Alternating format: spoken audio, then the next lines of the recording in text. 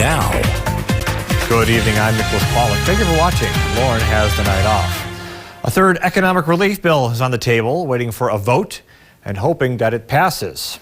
Leading local tonight in our top story, Andy Ani is in the studio with more on the story. Now, Andy, you spoke with one woman who says she hopes it doesn't take too long to pass. That's right, Nicholas. North Dakotans are still struggling and suffering the effects of the pandemic a year after the outbreak began. One Bismarck woman who wishes to remain anonymous tells me waiting is something she simply can't do. There are a lot of people struggling, and it's not for lack of trying to have a job. It's not for lack of wanting to live off the government. It is literally just that COVID has taken this from us, and we're trying our best.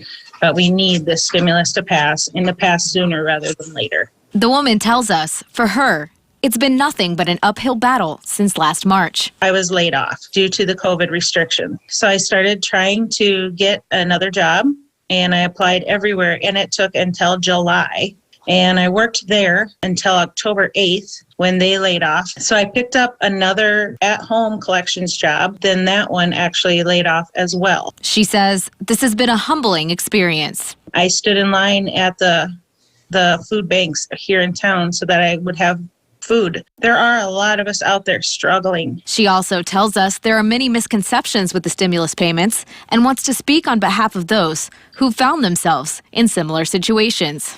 You know, I think a lot of times people look at the stimulus and they think that it's just a handout. And I'm sure to some people it is.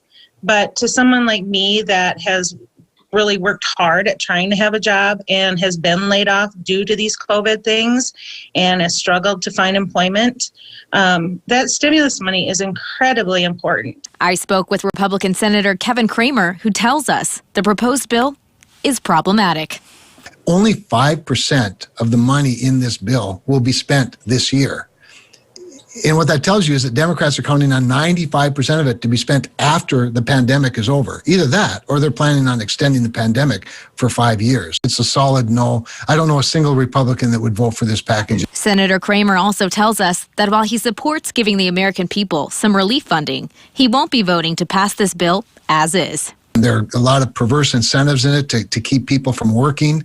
It provides an incentive for federal employees where they would get $1,400 a week to not work, to go home and be with their children, which is a perverse incentive for their children to not go to school. I don't disagree with the $1,400. The problem is the other $1.8 trillion or so, most of which has nothing to do with COVID. What will happen with this bill is still up in the air, but Americans and legislators hope a decision is made soon. Nicholas, back to you.